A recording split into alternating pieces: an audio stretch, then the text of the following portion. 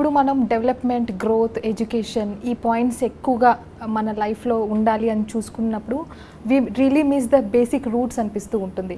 So what you feel about this? అంటే మనం grow అవ్వాలి లైఫ్లో, కానీ అట్ ద సేమ్ టైం ఈ గ్రోత్ సొసైటీని సాటిస్ఫై చేసే పాయింట్స్ మనల్ని కొన్నిటికి చాలా దూరం చేస్తూ ఉంటాయి. సో మీకు ఎలా అనిపిస్తుంది? అంటే ఇజ్ ఇట్ వర్ది అనిపిస్తుందా? మీరు ఎదగడం తప్పు కాదు, మీరు చంద్రమండలం మీదకి కూడా వెళ్ళడం తప్పు కాదు. అయితే మళ్ళీ భూమి మీదకే కదా రావాలి, అక్కడికి వెళ్ళి మళ్ళీ భూమి మీదకి రండి. ఇప్పుడు నేను చెప్పినట్టుగా నేను ఎలాగైతే మా నాన్న తాలూకు కనెక్షన్స్, యానంతో కనెక్షన్స్ మిస్ అయ్యాను, అది రీకనెక్ట్ చేసుకోవాలనుకుంటున్నాను.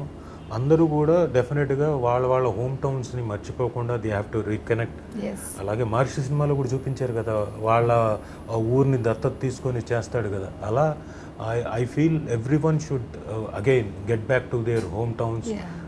ఉండాలి, ఆ కనెక్షన్ ఉండాలి. దే హ్యావ్ టు గో ఎప్పుడో సార్ 3 నెలలకో 4 నెలలకో ఇయర్లీ థ్రైజో వెళ్ళి బీ హియర్, బీన్ మీ సిటీస్లో ఉండండి, మీరు ఎదుగుదలకు వెళ్ళండి, ఇంకా వెళ్ళండి, ఎదగండి, ఇంకా పైకి వెళ్ళండి, యూఎస్ వెళ్ళండి, ఇంకా పైకి ఇంకేమైనా ఉంటే వెళ్ళండి, కానీ మళ్ళీ again get back to roots.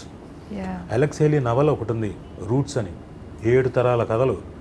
After 7 generations he goes back to Africa to know his roots.